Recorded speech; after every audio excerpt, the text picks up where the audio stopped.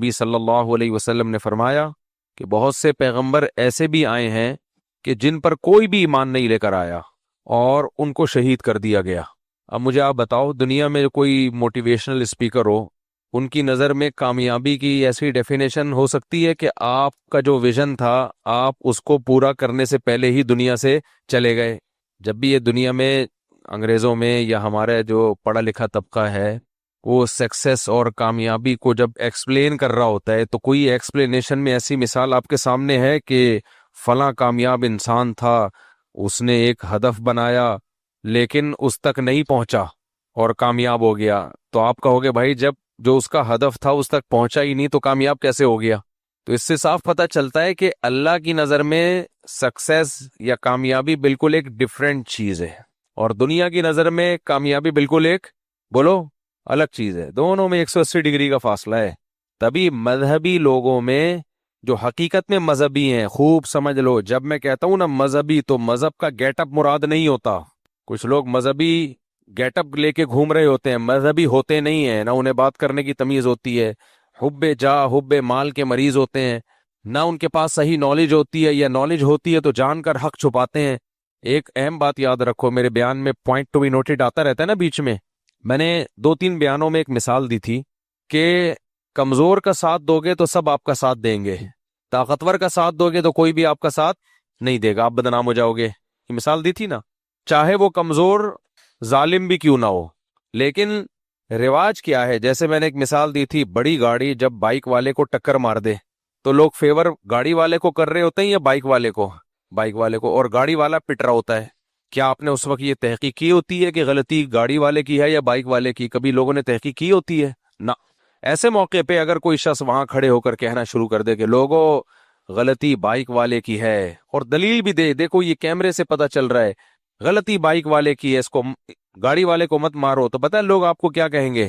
لوگ کہیں گے اشرافیہ اور دولت کا بھوکا ہے اور طاقتور لوگوں سے اس کے تعلقات ہیں۔ تو یہ مائنڈ ہے لوگوں کا ایک ذہن ہے، یہ بنا ہوا ذہن ہے کہ حق کا ساتھ نہیں دینا، نہ ساتھ اس کا دینا ہے جس کے ساتھ دینے پر آپ کو لوگوں کی طرف سے ہمدردیاں ملتی ہیں۔ میں نے مثال دی تھی کہ اسی بیس پہ کفریہ طاقتوں نے عورت کے حقوق کے نام کا منجن بیچ کے لوگوں کی ہمدردیاں لی ہیں۔ وومن رائٹس، خواتین کے حقوق، کیونکہ عورت کمزور ہے۔ جب آپ کمزور کے حقوق کی آواز اٹھاؤ گے ساری دنیا آپ کا ساتھ دے گی، قطع نظر اس سے کہ بھائی یہ حقوق بنتے بھی ہیں کہ نہیں بنتے، اس سے طاقتور جو مرد ہے ایسا تو نہیں اس پہ ظلم ہونا شروع ہو جائے۔ نہ لوگ ساتھ ہمیشہ کس کا دیں گے؟ کمزور کا۔ نہیں یقین آتا کہیں جھگڑا دیکھ لو، کہیں بھی ایئرپورٹ پہ یا کسی بھی پبلک کی جگہ پہ کسی مرد کا کسی خاتون سے پھڈا ہو رہا ہو، آپ کے اپنے رشتہ دار بھی نہ اس خاتون کا ساتھ دینا شروع کر دیں گے، یہ نہیں دیکھتے کہ اس میں غلطی کس کی ہے۔ تو یہ ایک ذہن ہے، ایک یوں سمجھو کہ نفسیات ہے لوگوں کی۔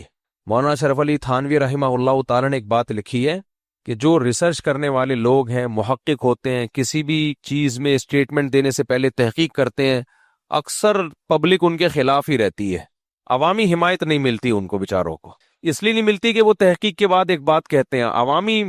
عوام کا ایک مزاج ہوتا ہے، عوام اس مزاج کو دیکھ کے چل رہی ہوتی ہے کہ اس مائنڈ کے حساب سے آپ بات کرو گے تو پبلک میں بلے بلے ہوگی، اس کے ہٹ کے چلو گے تو پبلک میں بلے بلے نہیں ہوگی۔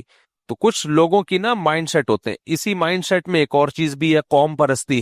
آپ کسی قوم سے آپ کا تعلق ہے، آپ جب دوسری قوم کے خلاف تحریک چلاؤ گے سب آپ کا ساتھ دیں گے، کیونکہ لوگوں کی نفسیات ہے میں قوم پرستی داخل ہے، اپنی قوم کو فیور کرنا اور دوسری قوم کو برا بلا کرنا۔ لیکن اگر آپ کسی دوسری قوم کے مقابلے میں اپنی قوم کی مخالفت کرو گے، وہ مخالفت جائز بھی ہوگی، آپ کا کیا خیال ہے آپ کی قوم کے لوگ اس مخالفت کو مانیں گے؟ بولو، نہیں مانیں گے، کبھی بھی نہیں مانیں گے، بلکہ آپ کو غدار کہیں گے، آپ کو نمک حرام کہیں گے، برا بلا کہیں گے، حالانکہ آپ کی قوم ظلم کر رہی ہوگی۔ ایسے موقع پہ کوئی محقق آپ کی قوم میں اٹھے اور کہے کہ غلطی ہماری قوم کی ہے، فلاں برا نہیں ہے، تو پبلک اس کا ساتھ نہیں دے گی، پبلک اس کو الٹا برا بلا کہنا شروع کر دے گی۔ تو خوب اچھی طرح سمجھ لو میرے بھائی، دنیا کے کرائیٹیریا بالکل ڈیفرنٹ ہے، آخرت کا کرائیٹیریا بالکل ڈیفرنٹ۔ بڑا مشکل ہے خدا کی قسم مذہب پہ چلنا، حق پہ چلنا۔ حق پہ چلنا بہت مشکل ہے. نماز روزے کی حد تک ٹھیک ہے, آپ کسی چیز کو حق سمجھتے ہو اور اس کو بیان کر دو جبکہ آپ کو یہ پتا ہو کہ اس پہ قوم سے مجھے فیور نہیں ملے گا. یہ بڑے راسخ فی العلم اور جن کا اللہ سے بڑا گہرا تعلق ہے ان لوگوں کا کام ہے. یہ عام آدمی کا کہ بس کا نہیں ہے. یہ تو یہ عوام کا کام ہے کہ عوام یہی ہوتی ہے کہ آپ کی قوم صحیح کرے تو بھی صحیح ہے, غلط کرے تو بھی صحیح ہے. میں نام نہیں لوں گا قوم کا, ایک قوم سے پوچھا کہ تم لوگ اپنے فلاں کو ووٹ دے کے ہمیشہ جتواتے ہو جبکہ اس نے تمہیں کبھی کچھ دیا نہیں ہے. تو اس نے پتہ کیا جواب دیا؟ وہ مانا کہ اس نے ہمیں کبھی کچھ نہیں دیا. اس نے پتہ کیا جواب دیا کہ مخالف قوم سے لڑنا بھی تو ہے نا. سمجھ رہے ہو, ہمیں دھیلا نہیں ملے, مخالف قوم کا بیڑا غرق ہو جائے چاہے اپنا کچھ بھی حاصل نہ ہو. سمجھ میں آ رہی ہے بات کہ نہیں آ رہی؟ یہ مارکیٹ میں کیا چل رہا ہے؟ یہ چل رہا ہے دوسرے کی کو نیچا دکھانے کے لیے نا اپنا بیڑا غرق بھی کر دینا. یعنی آپ کا لیڈر کا کام صرف یہ ہے کہ وہ اس لیے صرف جتوا رہے ہو کہ وہ ہماری قوم کا ہے, تو مخالف قوم کا آدمی چاہے ہمیں فیور بھی کرے, ملک کی تعمیر و ترقی کا ذریعہ بھی بنے, سب کچھ ہے, لیکن چونکہ ہماری قوم کا نہیں ہے تو ہم نے بہرحال اپنے آدمی کو نہیں اپنے آپ کو جتوانا ہے تاکہ دوسرا ایک دفعہ ذلیل تو ہو جائے نا. یہ ہے اٹ از کالڈ کھوپڑی. یہ مارکیٹ میں کون سی والی کھوپڑی چل رہی ہے؟ یہ چل رہی ہے. میں نے کہا پھر تمہاری مقدر میں, تمہاری قسمت میں ذلت مقدر ہے تمہارا. اس کو میں نے یہ کہے تھے, یہ 15-20 سال پرانی بات ہے. میں نے کہا پھر ذلت تمہارا ہمیشہ کے لیے مقدر, اور اب تک وہ الحمدللہ مارکیٹ میں کیا چل رہے ہیں؟ ذلیل ہی چل رہے ہیں. اب کون سی قوم ہے میں نہیں بتاؤں گا آپ کو, میں کیوں قومی لڑائی میں لوگوں کو ڈالوں, ذلیل ہی چل رہے ہیں مارکیٹ میں. یہ ہے اس لیے میرے بھائی اللہ کے سوا نا حق کہیں بھی نہیں ہے, سب بکواس ہے. یہ سارے سیاسی لیڈر بکواس کرتے ہیں, حق وقت کی باتیں جو کرتے ہیں نا, ہم حق پہ لائیں گے بھائی, اپنا منجن ہے. کیا ہے اپنا منجن ہے تو وہ بیچ رہے ہیں, آپ لے لیا کرو, فائدہ ہوتا ہے اس میں, ان کو بھی ہوتا ہے آپ کو بھی ہوتا ہے. آپ یہ دیکھا کرو کس وقت کون درست ہے, بس اس کو لائے, باقی کوئی سب منجن بہت چل رہے ہیں مارکیٹ میں.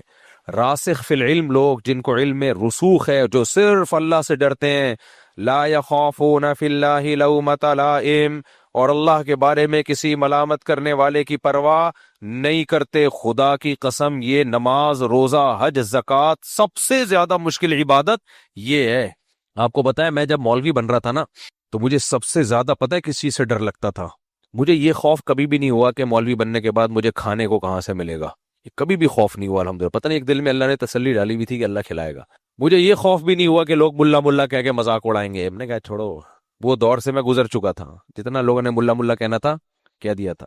کوئی بھی خوف نہیں تھا مجھے, یہ خوف بھی نہیں تھا کہ کوئی مار مور کے نہ چلا جائے, کیونکہ ہم تو خود شہادت کی دعائیں مانگا کرتے تھے, اب بھی کرتے ہیں. یہ بھی نہیں تھا کہ کبھی ٹرک کے نیچے آگے نہ مر جائے, کوئی خوف ہی نہیں تھا. پتہ نہیں ایسا اللہ نے بے فکرہ بنایا ہوا تھا مجھے بچپن سے ہی, جو فکریں ہونی چاہیے تھی وہ بھی نہیں تھی. لیکن ایک مجھے ہوتا تھا بس اپنے بارے میں, ایک چیز کا خوف, وہ یہ کہ میں مولوی بن رہا ہوں. جب انسان مولانا بنتا ہے, عالم بنتا ہے, بیانات میں پہلے سے ہی کرتا تھا, تو لوگوں میں مقبولیت بڑھتی ہے, تو ایک خطرہ بہت ہوتا ہے کہ بہت مواقع پر ایسا ہوتا ہے کہ آپ کو حق بولنا آپ پر ضروری بن جاتا ہے, اور مصلحت کا تقاضا بھی ہوتا ہے. بعض دفعہ حق کا پتہ تو ہوتا ہے آپ کو, لیکن اس کا بیان کرنا مصلحت سے خالی ہوتا ہے, تو اس وقت خاموشی اختیار کرنی چاہیے. ہر حق بیان کرنے کا نہیں ہوتا, اس میں بھی کوئی پرابلم نہیں ہے بھائی, وہ حق موقع نہیں ہے بیان کیا جائے. بعض دفعہ آپ کو حق کا پتہ ہوتا ہے اور اس کا موقع بھی ہوتا ہے, لیکن آپ کو یہ پتہ ہوتا ہے کہ اس سے میری عزت کم ہو جائے گی. خدا کی قسم یہ بڑا مشکل پوائنٹ ہوتا ہے کہ آپ کے اپنے آپ سے ناراض ہو جائیں اور آپ کی عزت اس میں جانے کا خطرہ ہو. یہ بڑا مشکل موقع ہوتا ہے کہ ایسے موقع پہ انسان حق بیان کر دے. تو اس لیے اگر میں نے زندگی میں اپنے لیے سب سے زیادہ کوئی دعا مانگی ہوگی نا اس نوعیت کی دعاؤں میں, تو ان میں کہ اللہم اجعلنا من الذین لا یخافون فیک لومۃ لائم. قرآن کے الفاظ ہیں کہ اے ایمان والو, اگر تم دین سے ہٹو گے, پیچھے ہٹ جاؤ گے, تو اللہ ایسی قوم کو پیدا کرے گا یحبونہم ویحبہم, یحبونہ ویحبہم, اللہ ان سے محبت کرے گا اور وہ اللہ سے محبت کریں گے. ولا یخافون فی اللہ لومۃ لائم, اور اللہ کے دین کے معاملے میں یا حق کے معاملے میں کسی ملامت کرنے والے کی پرواہ نہیں کریں گے. یہ اللہ کے قرآن میں الفاظ ہیں. کیا مطلب, اس کو سمجھنے کی ضرورت ہے. اللہ نے فرمایا یا ایھا الذین آمنوا, اے لوگو جو ایمان لائے ہو, من یرتد منکم عن دینہ, جو دین سے پیچھے ہٹے گا, جو دین سے پیچھے پیچھے ہٹنے کے مختلف درجات ہیں. بالکل ہی کافر ہو جائے، اسلام چھوڑ دے، یہ بھی دین سے پیچھے ہٹنا ہے. یہ بھی دین سے پیچھے ہٹنا ہے کہ آپ اسلام پر مکمل عمل کرتے تھے مگر اسلام تو نہیں چھوڑا، مگر نماز روزہ حج زکوٰۃ چھوڑ دیا آپ نے، اسلامی احکام چھوڑ دیا آپ نے. یہ بھی دین سے پیچھے ہٹنا ہے. دین سے پیچھے ہٹنے کا ایک درجہ یہ بھی ہے کہ 100% اسلام پہ عمل کیا کرتے تھے، اب آدھا عمل کرنا شروع کر دیا. کوئی گناہ نہیں کرتے تھے، کرنا شروع کر دیا. تو ارتداد کلی ہو یا جزوی ہو، سب اس میں داخل ہے. تو اللہ نے کیا کہا کہ فَسَوْفَ يَأْتِ اللَّهُ بِقَوْمٍ يُحِبُّهُمْ وَيُحِبُّونَهُ. تو کوئی بات نہیں، تم پیچھے ہٹ جاؤ، اللہ ایسے لوگوں کو پیدا کر دے گا جو اللہ سے محبت کریں گے اور اللہ ان سے محبت کرے گا. اب دیکھو آیت کا انداز کتنا عجیب ہے. ہونا یہ چاہیے کہ اللہ تعالیٰ یوں بتائیں کہ اے ایمان والو، تم میں جو دین سے پیچھے ہٹے گا تو اللہ ایسے لوگوں کو پیدا کر دے گا جو دین سے پیچھے نہیں ہٹیں گے. یہ ہونا چاہیے نا انداز بیان. بھائی جو یہ ہم کہہ رہے ہوتے ہیں، ایک مزدور کو آپ نے کام دیا کہ یار یہ بوری یہاں سے اٹھا کے یہاں رکھ دو، وہ نہیں رکھ رہا، آپ کہو بھائی تو نہیں رکھے گا میں اس سے رکھوا لوں گا، یہی کہو گے نا آپ؟ کیا خیال ہے بھائی، کیا ہو گیا؟ آپ لوگ تو ویسے بور بور بیٹھے ہوئے ہو یار. کیوں؟ مجھے خوشی ہوتی ہے، خدا کی قسم خوشی. پتہ ہے کیا ہوتی ہے؟ کل کسی کا فون آیا کہ مفتی صاحب 80% لوگ جو آپ کے فینس تھے آپ کو درباری اور اسٹیبلشمنٹ کا پتہ نہیں کیا کیا کہہ رہے ہیں. میں نے کہا یار میں اپنے لیے ایک دعا کیا کرتا تھا، لا یخافون فی اللہ لومۃ لائم. وہ جو میں آیت کی تشریح کر رہا تھا نا، کہ آیت کی تشریح کر رہا تھا کہ اللہ تعالیٰ نے کیا فرمایا، تم اگر دین سے پیچھے ہٹو گے تو اللہ ایسے لوگوں کو پیدا کر دے گا جو اللہ سے محبت کریں گے. تو میں اس آیت کو ایکسپلین کر رہا تھا. ادھر توجہ ہے کہ نہیں ہے؟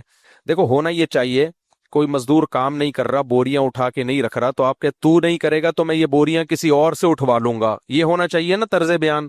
تو قرآن کو بھی یہ کہنا چاہیے، اے ایمان والو تم حق بیان نہیں کرو گے یا دین سے پیچھے ہٹو گے تو میں ایسے لوگ پیدا کروں گا جو دین سے پیچھے نہیں ہٹیں گے. یہ ہونا چاہیے نا. لیکن قرآن نے یہ نہیں کہا. قرآن نے کہا تم اگر دین سے پیچھے ہٹو گے تو میں ایسے لوگ پیدا کروں گا جو اللہ سے محبت کریں گے. یہ عجیب سا طرز کلام ہو گیا کہ نہیں ہو گیا؟ کہ دین سے پیچھے ہٹو گے تو میں ایسے لوگ پیدا کروں گا جو اللہ سے محبت کریں گے. وجہ کیا ہے؟ پیچھے ہٹنے کی بیس دلائل کی کمزوری نہیں ہے، محبت کی کمی ہے. جب انسان جس سے محبت کرتا ہے نا، نہیں چاہتا کہ یہ میرے خلاف ہو، تو ہوتا یہ ہے کہ جب عالم کے سامنے پبلک اور اللہ دونوں میں ٹکراؤ ہو تو جس سے محبت ہوگی وہ اس کی ملامت کی پرواہ کرے گا، جس سے محبت نہیں ہوگی اس سے ملامت کی پرواہ نہیں کرے گا. سمجھ میں آئی بات کہ نہیں آئی ہے؟ یہ بہت بڑی آزمائش ہے. تو میں نے ہمیشہ اپنے لیے دعا مانگی کہ جب مولانا بن رہا تھا نا، کیونکہ بعض جگہ پہ حق بیان کرنا پڑتا ہے، آدمی مداہنت میں آ جاتا ہے. مداہنت دہن تیل کو کہتے ہیں عربی میں. پھسلن پیدا ہو جاتی ہے اس میں، کہتا ہے یار یہ میں نے بتا دیا تو میں تو بدنام ہو جاؤں گا. جیسے آپ عورت کے حقوق پہ بات کرو، آپ بدنام نہیں ہوگے، سب آپ کے ساتھ ہوں گے. آپ ان حقوق پہ بات کرو جو عورت کو مل رہے ہیں لیکن وہ بنتے نہیں ہیں.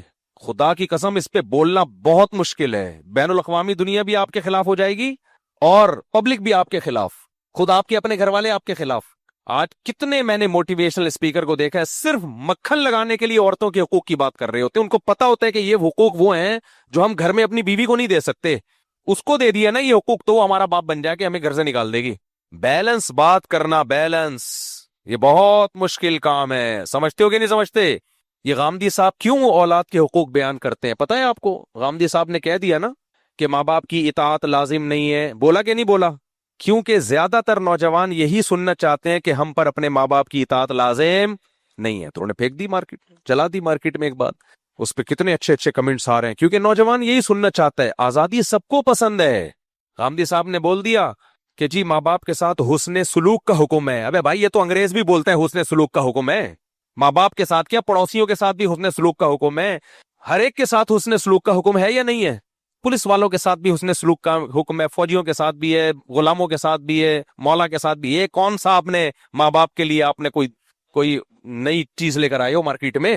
اصل چیز جو ماں باپ کو دوسرے سے جدا کرتی ہے، ماں باپ کی غلامی میں آنا پڑے گا، ہاں غیر شرعی چیزوں میں نہیں. اصل یہ ہے، اس پہ نوجوانوں کو تکلیف ہوتی ہے. اب بتاؤ ماں باپ کی تعداد زیادہ ہے یا نوجوانوں کی تعداد زیادہ ہے؟ ظاہر ہے جوان لوگوں کی تعداد زیادہ ہے. تو خوش کس کو کیا جا رہا ہے؟ جوانوں کو خوش. تو ہر باطل کے پیچھے نا کمزوروں کے حقوق کا ایک لیبل ہوتا ہے. جتنے بھی باطل لوگ ہوتے ہیں وہ کمزوروں کے حقوق بیان کرتے ہیں، جن لیبل پھر وہ ہمدردیاں لیتے ہیں. غامدی صاحب کا کل ایک کلپ طلاق کے مسائل میں، یہ جو مولویوں نے طلاق کے فضول کے مسائل بنائے ہوئے ہیں، بھائی طلاق سوچ سمجھ کے ہوتی ہے، اور پھر طلاق سے پہلے ایک شریعت نے پروسیس بیان کیا ہے، یہ ہوتی ہے، پھر اس میں حکومت کو قانون سازی کی بھی اجازت ہے کہ حکومت اگر کوئی لا بنا دیتی ہے طلاق کے بارے میں تو اس لا کو بھی فالو کرنا پڑے گا۔ سب نے لکھا یہ ہیں، دیکھو مولویوں نے لوگوں کے گھر اجاڑ دیے، کیونکہ کوئی بھی نہیں چاہتا کہ میں منہ سے غصے میں طلاق نکالوں اور وہ ہو جائے۔ ہر شخص یہ چاہتا ہے کہ میں نکالوں تو میری مرضی ہو کہ میں اس کو ہوں یا نہیں ہوں۔ کیا خیال ہے؟ میں نے چھوڑنا ہوگا تو میری مرضی، میں اس کو طلاق کو کنسیڈر کروں گا، نہیں چھوڑنا ہوگا تو کاؤنٹ نہیں کروں گا۔ تو بھی نیچے اتنے کمنٹس، باہر ملکوں میں غامدی صاحب کو بہت فالو کیا جاتا ہے، امریکہ کینیڈا وغیرہ میں، کیونکہ وہ لوگ اسی ٹائپ کا اسلام چاہتے ہیں جس دو آزادیوں سے جو